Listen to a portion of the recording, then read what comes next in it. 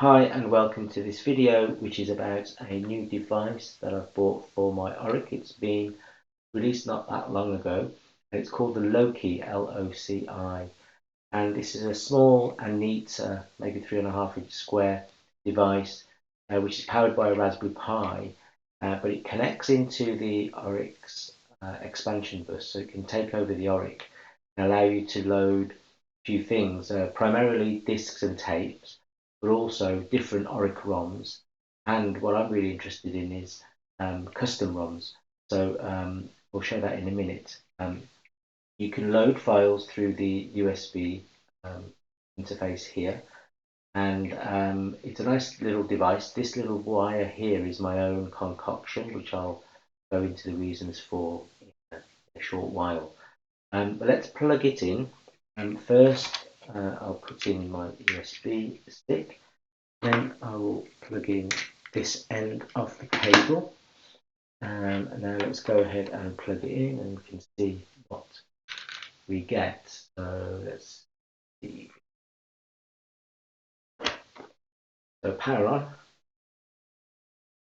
And this is the standard Oric ROM. In fact, when you first power on your Oric, LOCI doesn't interfere at all. So the Oric is booted up as per normal, which is, it's an Oric-1, so we have a version 1.0 ROM.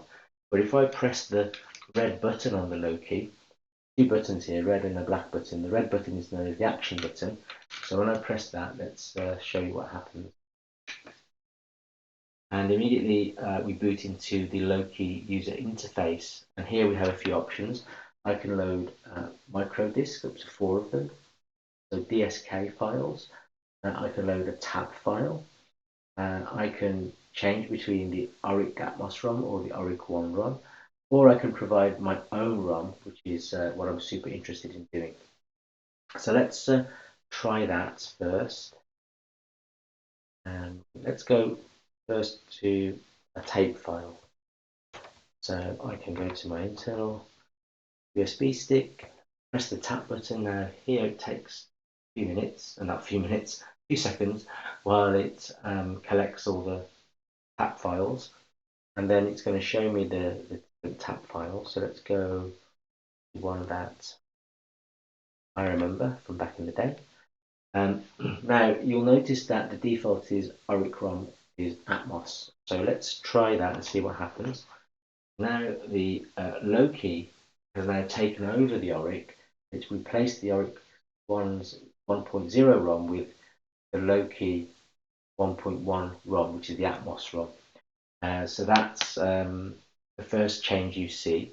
And then because we had pointed the tap file to be this Xenon1, if I type cload, it won't try and load off a cassette, but will load off the LOCI. So you can see it's already loading Xenon 1.b, and this is Xenon 1. For those who don't have an Oric, it's basically a sort of 4 levels of invader type game. You've got kind of Galaxians and a meteor, avoiding meteors, etc. And it was a brilliant game from back in the day, so I remember it extremely well. But we won't show that. Well, actually, I will show that. There you go.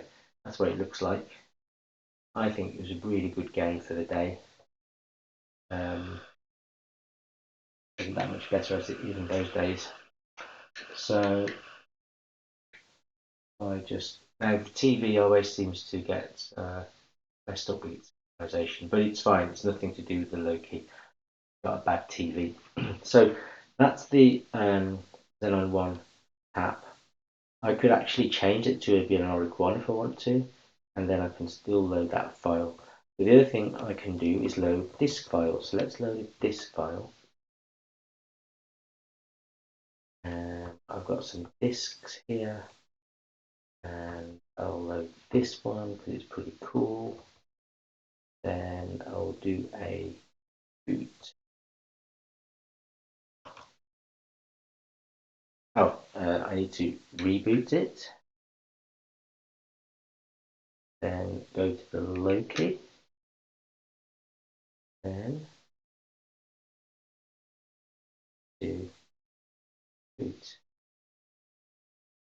No, I did the wrong thing again. A little bit confusing, the user interface, but press enter. It doesn't do it. Let's do one more go and try boot.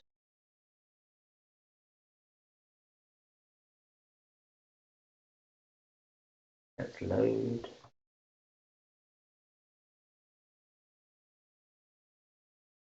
Let's try and boot. Finally.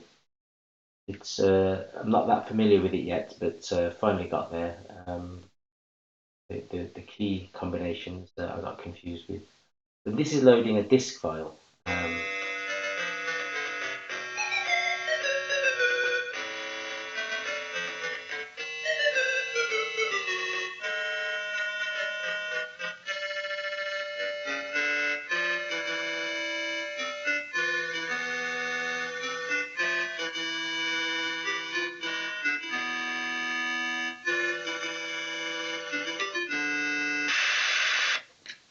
So that was Blake 7. Those, again, people with an Oric will recognise that, created by a team called Defence Force.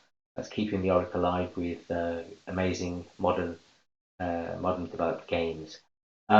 So that's a demonstration of both disk and tape files loading. But the other thing that I find super interesting is that I'm able to load my own ROM. So I can choose between Oric-1 and Atmos, or I can pick my own ROM, and here we have a ROM file. It says Bank 0, but this is a ROM that I've built myself, and it has the language dflat on there. And if I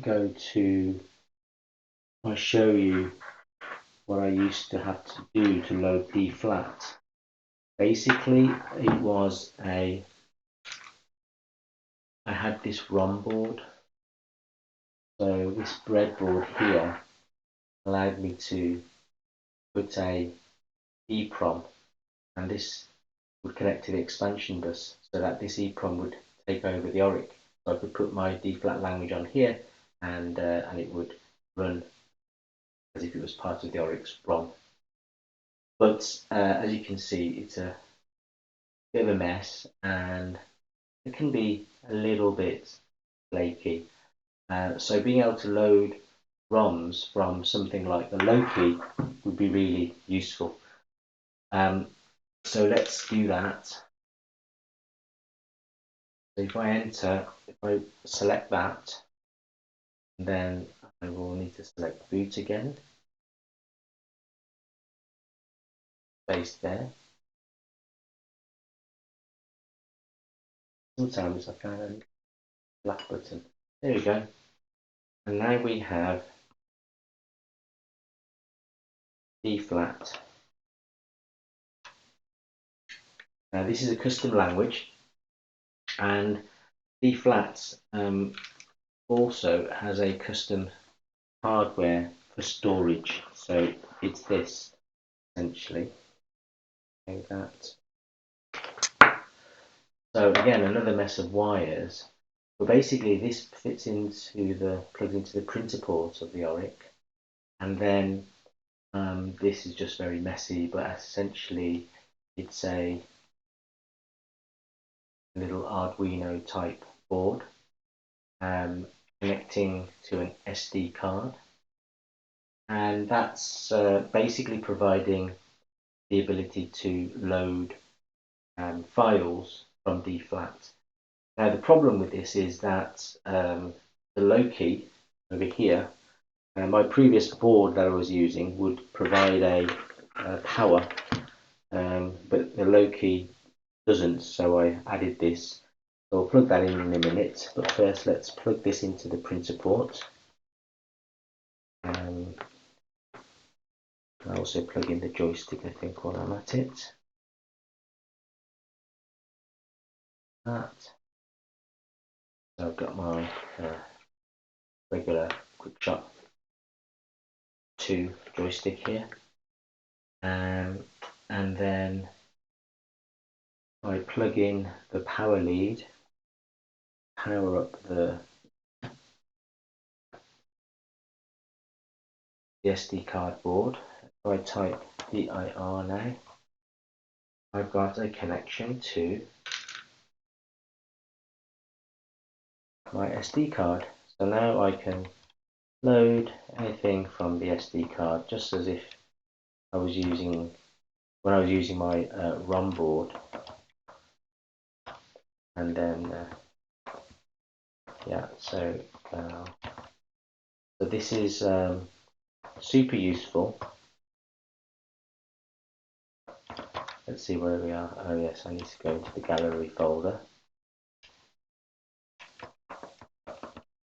There we go, and that's where gal2 is, so we can load gal2 from there.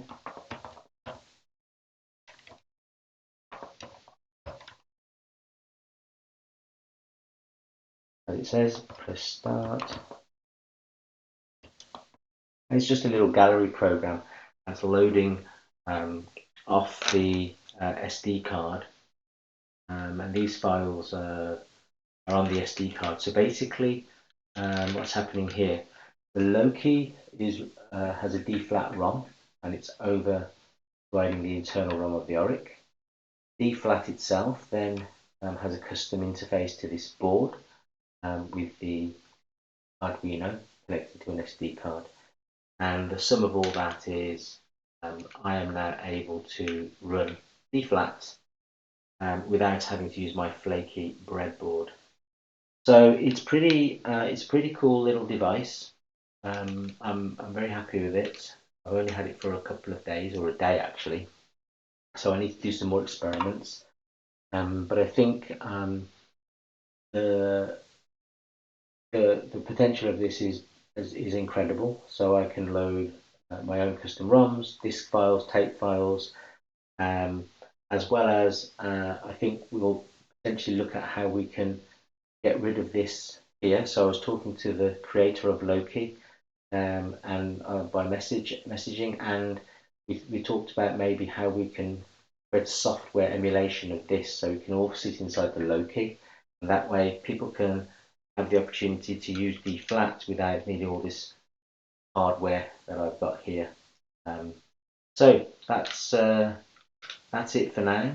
Slightly longer video than I was planning, but I hope it was useful. Thanks a lot for watching.